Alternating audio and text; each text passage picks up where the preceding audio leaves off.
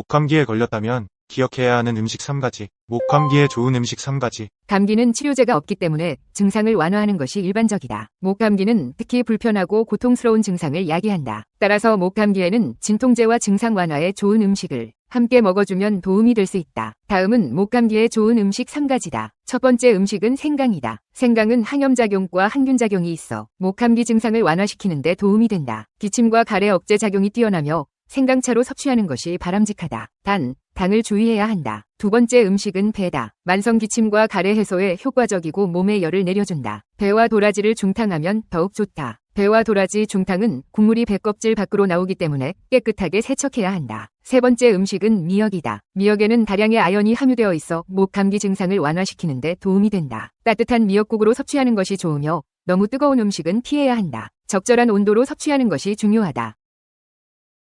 여름철 만성 콩팥병 환자 주의사항. 여름엔 과일과 채소가 풍부하지만 만성 콩팥병 환자는 주의해야 합니다. 만성 콩팥병 환자는 고혈압, 당뇨병 등으로 인해 신장 기능이 망가져 탈수와 전해질 농도 이상이 발생할 수 있습니다. 따라서 여름철엔 더욱 신경 써야 합니다. 칼륨 함량이 높은 음식 피하기. 칼륨 함량이 높은 과일과 채소는 만성 콩팥병 환자에게 위험할 수 있습니다. 바나나, 참외, 토마토, 키위, 감 등은 피하고 포도나 사과를 섭취하는 것이 좋습니다. 채소는 고구마와 초록색 채소를 피하고 가지, 당근, 배추, 콩나물 등을 선택하세요. 물 섭취 방법. 물을 한 번에 많이 마시는 것은 저나트륨 혈증을 유발할 수 있습니다. 여름철엔 물을 조금씩 나눠서 마시는 것이 중요합니다. 만성 콩팥병 치료의 기본은 정기적인 진료와 생활 습관 관리입니다. 꾸준한 관리로 건강. 여름에 불청객, 땀띠 2가지 식품만 기억하세요. 여름철 무더위. 가장 큰 걱정거리 중 하나는 땀띠입니다. 땀이 많이 나면 여기저기에 땀띠가 생겨 고생하게 되죠. 보통 합병증 없이 치유되지만 여름 내내 우리를 괴롭히는 주범입니다. 땀띠 예방에 좋은 우엉.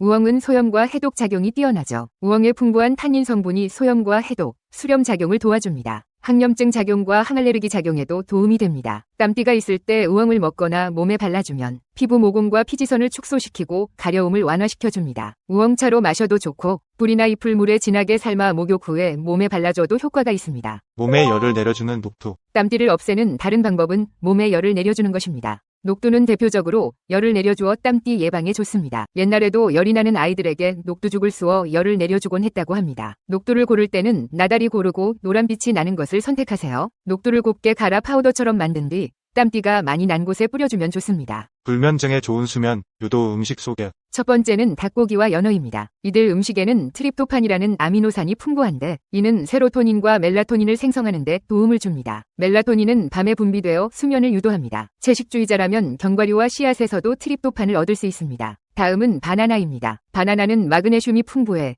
잠을 촉진하는 신경전달 물질인 가바의 수치를 유지시켜줍니다. 이로 인해 깊은 잠을 유도할 수 있습니다. 체리도 좋은 선택입니다. 체리에는 멜라토닌이 함유되어 있어 천연 수면제로 불립니다. 체리에 든 멜라토닌은 생체 리듬을 조절하는 데 도움을 줍니다. 또한 녹색잎 채소도 좋습니다. 시금치, 케일, 브로콜리 등은 칼슘이 풍부하여 트립토판의 흡수를 돕습니다. 마지막으로 오렌지입니다. 비타민 D의 풍부한 공급원으로 수면의 양과 질을 높이는 데 도움이 됩니다. 비타민 D가 부족하면 수면장애가 발생할 가능성이 높아집니다. 지금 소개한 음식들을 일상 식단에 포함시켜보세요. 골다공증에 좋은 음식을 알아보자. 골다공증에 좋은 음식. 멸치는 뼈에 좋은 칼슘을 생각하면 가장 먼저 떠오르는 대표적인 음식이다. 멸치를 먹기 전 햇볕에 한 번 더 말리면 칼슘과 비타민 D까지 농축되어 흡수율을 높일 수 있다. 최근 연구에 따르면 치즈가 우유보다 골다공증에 좋은 음식으로 꼽힌다. 치즈 속 칼슘은 뼈 속의 지방을 제거하고 골밀도를 높이는 데 도움을 준다. 녹색 채소 중에서는 브로콜리가 뼈 건강에 좋다. 브로콜리에는 시금치보다 칼슘 함량이 400가량 많으며 비타민 C와 K도 풍부하다. 비타민 C는 칼슘 흡수량을 높이고 비타민 K는 칼슘이 체외로 배출되는 것을 차단해준다. 미역과 같은 해조류는 알칼리성 식품으로 뼈를 튼튼하게 해주는 칼슘 성분이 풍부하다. 미역의 칼슘 함량은 시금치의 25배, 우유보다 13배 높다. 연어와 같은 등푸른 생선은 비타민 D와 마그네슘 성분이 풍부해 칼슘의 흡수를 돕는다. 마그네슘은 칼슘으로 인한 석회화도 막아 심혈관 질환 위험을 낮춘다. 장염에 걸렸을 때 다스릴 수 있는 식품 5가지. 폭염 속 장염, 무엇을 먹어야 할까? 여름철 장염은 주로 식중독균 때문에 발생합니다. 비위생적인 상태에서 조리된 음식이나 상한 음식이 주된 원인이죠. 이렇게 오염된 음식이 위장에 들어가면 염증을 일으키게 됩니다. 장염에 걸리면 구토, 설사, 발열, 복통 등의 증상이 나타납니다. 장염에 좋은 음식은? 양배추는 비타민 A, K, 유가 풍부해 장 건강을 지켜줍니다. 비타민 U는 위기능을 향상시켜 약해진 속을 달래는 데 좋습니다. 보리차는 구토와 설사로 인한 탈수 증상을 막는 데 효과적입니다. 장운동을 촉진시켜 설사를 멎게 하고 미열이 있을 때 마시면 좋습니다. 두부는 단백질이 풍부하고 소화 흡수가 잘 되는 식품입니다. 장염으로 인한 구토나 설사 완화에 도움을 주며 식사 대용으로도 좋습니다. 바나나는 식이섬유가 풍부해 장 활동을 돕는 역할을 합니다. 식물성 팩틴이 많이 들어있어 천연지사제 역할을 합니다. 감자는 염증을 소독하고 위장을 보호합니다. 유익균 성장을 촉진하여 장을 편하게 다스립니다. 다한증으로 고생하는 사람이 꼭 먹어야 할 음식 6가지. 다한증과의 싸움. 해결책은? 날이 춥든 덥든 항상 손에 땀이 맺혀 고생하는 사람들. 바로 다한증에 시달리는 이들입니다. 심한 경우 가만히 있어도 손에서 땀이 떨어져 스트레스가 큽니다. 다한증은 체온 조절과 감정적인 자극에 의해 비정상적으로 많은 땀을 흘리는 질환입니다. 다한증?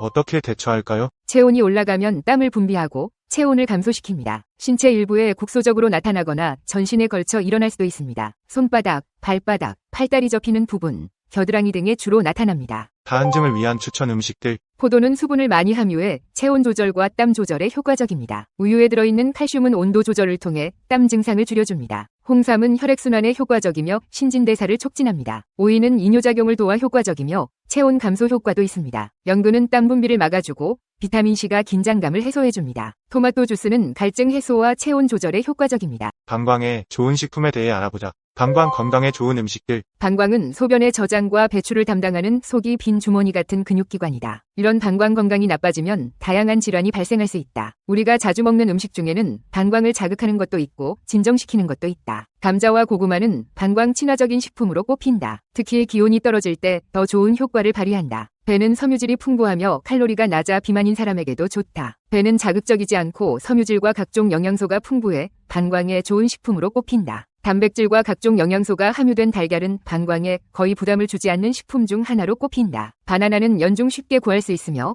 다양한 방식으로 즐길 수 있는 열대 과일이다. 아몬드, 캐슈넛, 호두 등 견과류에는 방광을 비롯해 전반적인 건강을 향상시키는 오메가3 지방산과 단백질이 풍부하다. 그린 빈스는 비타민 A, B, 미네랄 및 식이섬유가 풍부한 채소로 열량도 낮아 방광 건강에 좋다. 내용이 마음에 드셨다면 좋아요, 구독 부탁드립니다.